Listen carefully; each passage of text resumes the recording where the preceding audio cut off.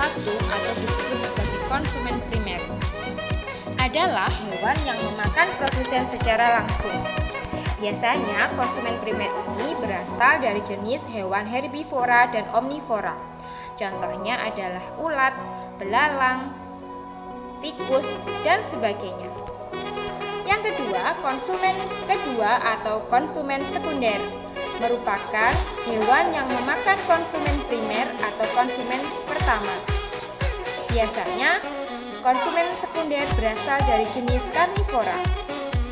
Yang ketiga, konsumen tersier atau konsumen ketiga adalah hewan yang memakan konsumen sekunder. Konsumen tersier juga berasal dari jenis hewan karnivora. Dan yang terakhir adalah konsumen puncak atau konsumen akhir. Artinya pada konsumen ini tidak akan ada lagi hewan yang akan memakannya. Konsumen puncak biasanya diduduki oleh elang, singa, buaya, beruang, dan lain-lain. Perhatikan gambar di sini belalang sebagai konsumen pertama, tikus sebagai konsumen kedua, ular sebagai konsumen ketiga, dan burung menjadi konsumen keempat atau menjadi konsumen puncak.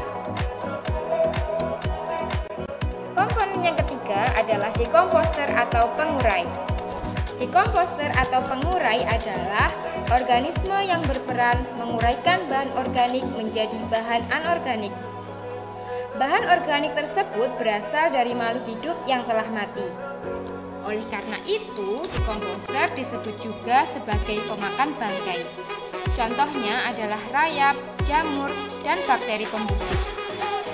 Nah, setelah terurai menjadi zat anorganik, akan dikembalikan ke dalam tanah. Zat-zat anorganik tersebut akan dimanfaatkan produsen untuk menghasilkan zat makanan kembali. Perpindahan energi. Pada peristiwa rantai makanan, terjadi perpindahan energi dari satu makhluk hidup ke makhluk hidup lainnya. Energi dari produsen akan berpindah ke konsumen 1, konsumen 2, konsumen 3, begitu seterusnya hingga ke konsumen akhir. Produsen memperoleh energi dari matahari. Energi tersebut akan berpindah-pindah sepanjang rantai makanan yang terbentuk.